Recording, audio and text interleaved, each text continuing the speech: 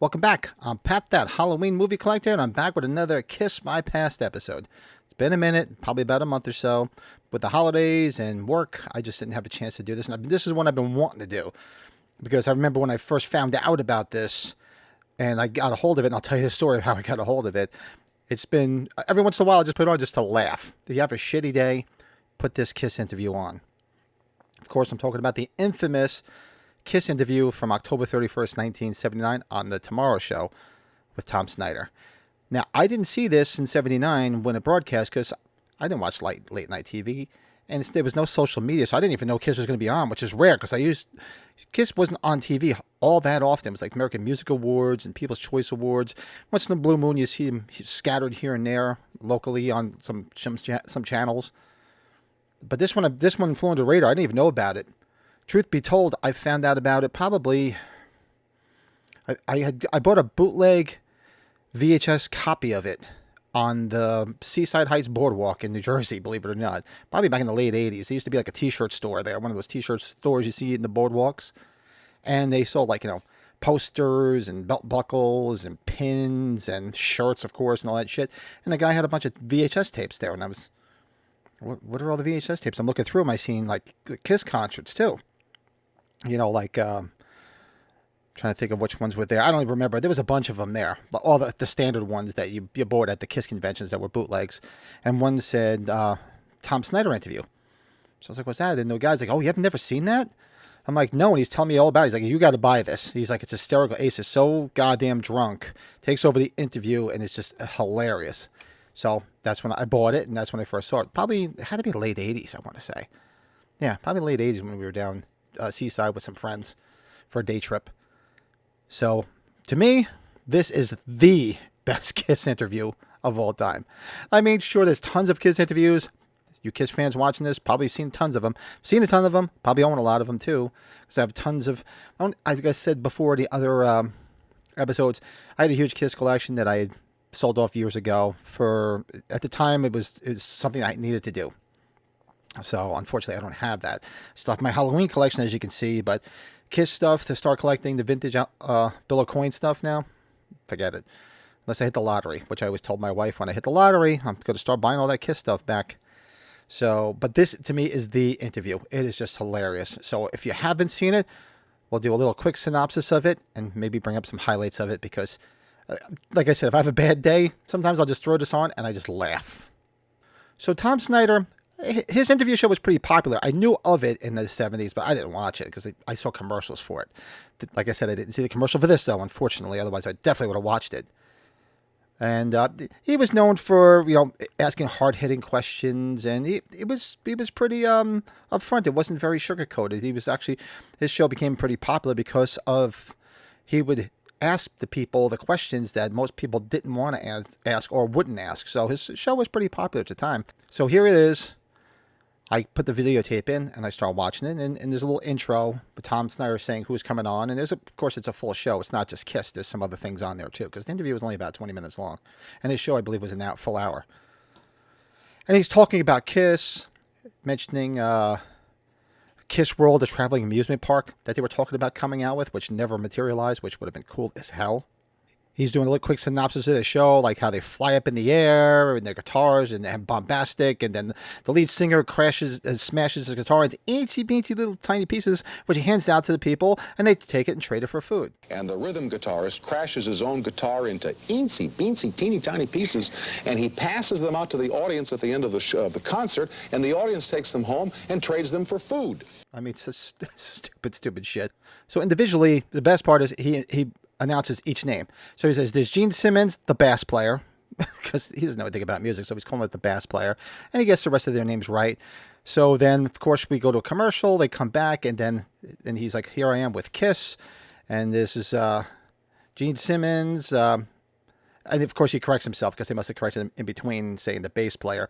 And he brought up, like, I'm thinking Aykroyd on Saturday Night Live with the Bass-O-Matic, so if you fans of the original Saturday Night Live, that was a big skit.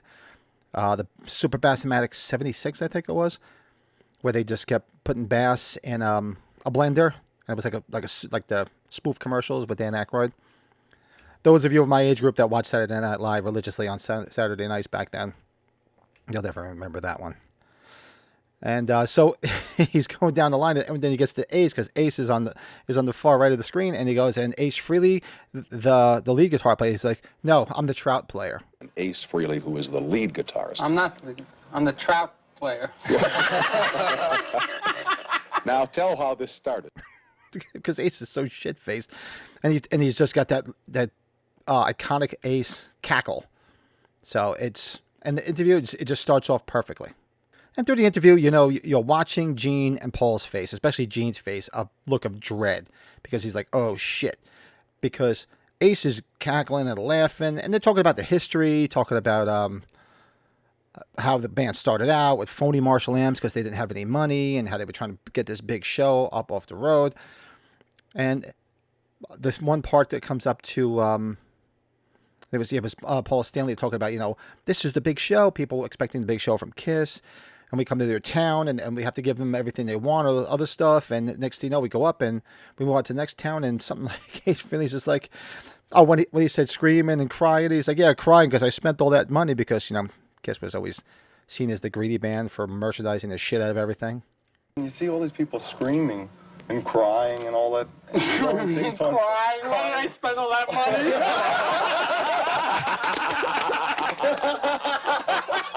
I spent all this money. This is it. He goes up in the air. We're out of here.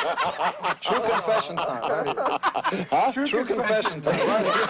Exclusive on the Tom Snyder program. You'll suffer in the dressing room. Ace is just hysterical laughing, and I think it was was it Paul Peter Chris? You hear him off in the distance, sitting there saying, "Oh, you're going to suffer for that one in the dressing room," because I'm sure he's going to get shit from Gene and probably Bill Aucoin, who was off camera. Because if you ever see behind the scene pictures, you see their manager Bill Aucoin off camera, and actually you do hear him later on in the interview, which I'll get to. And of course, yes, he's like, let's go through the whole group, where you're from, how it got started, where do you live, and all that stuff. Of course, Gene looks at Bill because, Gene's always got to be on. He's like, am I on, or is this true confession time? Because he wants to check with Bill Aucoin. And they tell, basically, truth be told, where they're all from. Different parts of New York, where they grew up, ethnicity, because Gene Simmons and Paul Stanley were Jewish. So that comes up, and obviously Peter Criss is Italian, and Frehley's Italian. And they have a nice little candid conversation, which I think it was probably the only time that was probably the first time that you had a candid conversation about where each and every one of them were from, if I remember correctly. And of course, Ace is cackling and laughing, and he stops. He's like, whoa, wait a second. He's just like, and he tells a whole story about, usually most talk shows will do a pre-interview when they have somebody on to gauge interest, like what's the interview going to talk about, what they should talk about, what they should not talk about, and what's going to get the most out of the interview to make it interesting. So they went down to each person, and the pre-interviewer for Tom Snyder made a note saying, Ace seems to be the most laid back of the group, so he's probably going to do the least amount of talking. But I guess maybe when he was interviewed, he wasn't as shit-faced as he is on camera, so he's just chat, laughing and making jokes. It's just hysterical. Now, Ace seems to be the most laid back of the four, and he's the one who'll probably be the hardest to make talk. Well, this is not Ace. Oh, this isn't Ace. No, this is George. This is George. I'm an imposter. Ace is back in his ass. That's true. So the best part of the interview comes, and he's asking about their outfits. Like, how did you design your outfits? How did you come up with your characters? And then he gets to Ace. And he says, so Ace, tell me about your costume. He's like, this is, I stole this from Flash Gordon. I got this, and I can't talk anything lower than this because that's for concert payers. It's just being whacked. And so Tom Snyder says, so I guess you're kind of like a spaceman. And Ace is like, no, I'm a plumber. So then what does Tom Snyder do? He's like, well, I got a little piece of pipe I need you to work on backstage. And Ace goes, tell me about it. And they just fucking break out into hysterics. Gordon, and I have my cape in. But you're kind of like a spaceman, huh? No, actually, I'm a plumber. On the side. Look. Well, listen, I got a little piece of pipe backstage I'd like to have you work on. Tell me about it. Oh, you won't let it, but I was dead. You.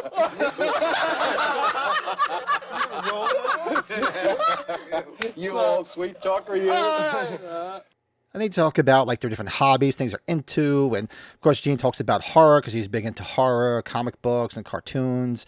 Paul Stanley dreamed about being a crime fighter. Peter Criss, a little controversial because Gene's trying to bail him out because he's talking about how he likes gangster movies and he collects guns. And Ace is all about science fiction. He's always been. That's why he's the spaceman. He was into technology and all sorts of shit like that. So they're talking about all sorts of stuff like that. But during this, you see Ace, I guess Tom Snyder must have had like this bear, like this stuffed bear next to him on one of the couches or somewhere nearby, because I don't remember where you saw it till Ace showed it to you by grabbing it. So Ace is taking off his cuffs from his costume and he's putting them on the bear and he's making a space bear, which later became a song on, I believe, was it Anomaly? I think on his solo album, Anomaly, there's a song called Space Bear. I think it was on Anomaly. Correct me if I'm wrong. Like this. What are you doing? He's ruining your teddy bear. I'm trying to make him a space bear. Space bear. The only space bear in captivity. I got him. He's captured. Captain Bear. So then, of course, he's hitting Tom Snyder with it. Tom Snyder's like, he's hitting me over here. He's like, can you tell him to calm down? And Ace is just laughing. And Ace is like, you don't mind me playing with the bear? He's like, sure, that's fine. He's like, you can do whatever you want. Just make sure that when you leave, it stays here. And he's playing with it. He's making it. So while I think it's while Gene's talking about cartoons and everything, you hear a lot of the rustling. So I guess if you listen closely off camera, you hear Bill Coyne saying, put the bear down. And it's loud and clear because Bill is probably just like, Jesus Christ, would you cut the shit? 58, I believe. Put the bear down. Yeah. I don't really go in for... Then they start telling stories because Tom Snyder asked, can you tell us any interesting stories from the road? So Paul tells one about, how he was with some girl who turned out to be a hooker and they were looking for the hooker and he was afraid, whole story about maybe getting arrested. Then they go to, obviously they talk to Gene because he's talking about all the cartoons and all the other stuff, like I said. And then Peter Criss is telling the whole story about and then Matey being thrown up on stage because back in the 70s, even in the early 80s, some stupid reason people now you can't bring shit into concerts, thankfully. They'd throw like fireworks on stage for whatever stupid reason and one blew him right off the seat. And so he tells that story. And Ace goes and tells a story about how he was drunk and they were throwing stuff out of a window. The cops were coming and he's sitting there talking about the tour manager, Frankie Scalaro, just telling the cops, like, look, he's here. He's drunk. He's passed out. He had nothing to do with it. There was a big party. They got him drunk. They drugged him. And everybody's like, no. Gene's like, no. They didn't drug him. They got him drunk. They didn't drug him. So they're trying to cover for Ace's words. Look at him. He's drunk. He's under the pillows. He didn't do anything. He was Go to Paul's. There was con artist. He was excellent. a lot of people in his room. There was a big party. They got him drunk. They drugged him. They threw all his furniture out the window. They ran out the door. They got him drunk. They got him drunk. They got me drunk. I fell out. They threw all his furniture out the window. Look at him. He's We got gone. away with it. And of course, when they go to commercials, he hears Beth. And they start talking about Beth and how Peter Criss wrote it. It was a big hit for them. And Gene's like, why don't you tell him about the big thing you just built? Meaning Ace built Ace in the Hole Studios at his house up in Connecticut. It was like, I forget how far, it was ridiculous. It was built like underground, like an underground bunker. So he's talking about all this. And even before that, he was talking about how he got, basically how the song Shock Me came about. He didn't talk about how Shock Me came about, but he talked about how in Lakeland, Florida, when he touched the railing and it wasn't properly grounded and he got electrocuted almost died. So he told Tom about that one. And that's how they talk about, I think they were one of the first bands to go wireless, if I remember correctly. And Gene's trying to bail him out by saying, it has a lot it's sort of on the same line as your remote control helicopters and stuff he's trying to get Ace down off the ledge, so to speak. Oh, and actually, Paul Stanley brought up how he got hit in the face with a bottle, I think, and he was bleeding. All the crazy, a lot of stupid shit. People used to throw shit on stage back then. I never understood. I mean, look, if a hot chick wants to take off her top and throw it on stage, I'm sure nobody's going to complain about that, or her panties. But why are you throwing bottles? Why are you throwing fucking fireworks on stage? I mean, I never understood that. It was stupidity. And actually, in between one of the breaks, because in the commercial breaks, I completely forgot, and he's sitting there saying, he's like, we'll be right back with... Oh, no. When they come back from one of the commercial breaks, he's like, welcome back. We're here with KISS, the members of KISS. George, Paul, Peter, and Ace. And they're like, George? Because they fucked up Gene's name. Called him George. I was just talking with the gentlemen in KISS, George and Peter and Paul and Ace about... George is not George? manager. I want to ask. Oh, George! Oh, you're Ace. George is not here. George How is about here, Gene? but he's in the background. This is The bass player. All right, you better time out that list right now because you're not getting away with it. So towards the end of the interview, they talk about how they had some magician coming on to saw somebody in half. And he said, Ace, you want to stay and be sawed in half? And they're talking and they're saying their goodbyes. And he's like, thank you, Ace. You know, you had a great laugh. And they were chatting. And he says, thanks, Peter, Paul. And he gets to Gene. He goes, and Gene, I'm sorry I blew your name. He's like, that's quite all right, Ralph. So he calls him Ralph. And I'm sorry I said you were a bass player, Gene. You're... He's a good fish. Quite all right, Ralph. He's a good egg. Take care. So if you haven't seen, look, if you're a KISS fan and you took the time to click on this and watch this video, I'm sure you've seen this interview. But I just had to bring it up because it's to me, the best KISS interview ever. I'm sorry. There's a lot of good, interesting ones, but this was probably the most iconic to the point where they put it on KISSTORY. You know, they put it in the KISSTORY box set. But that's going to do it for me. Little stroll down KISS interview history lane with the infamous Tom Snyder interview of KISS from the Dynasty era from October 31st, 1979. Do me a favor. Like this video, you're a KISS fan, you're a horror fan, Halloween fan, just a fan of all sorts of shit in general, hit that like button. Helps people find this channel. There'll be some more KISS My Pass going forward. Now that the holidays are over, I'm going to try to balance some more and try to dig in. Actually, a few people hit me up and gave me some good ideas, so thank you. Any ideas? Hit them down below. Do me a favor. Hit that subscribe button. Don't cost nothing. Help us bring the channel to some more KISS fans. We'll get some more KISS fans in here. It'll be a lot of fun. So, until the next one, talk to you soon.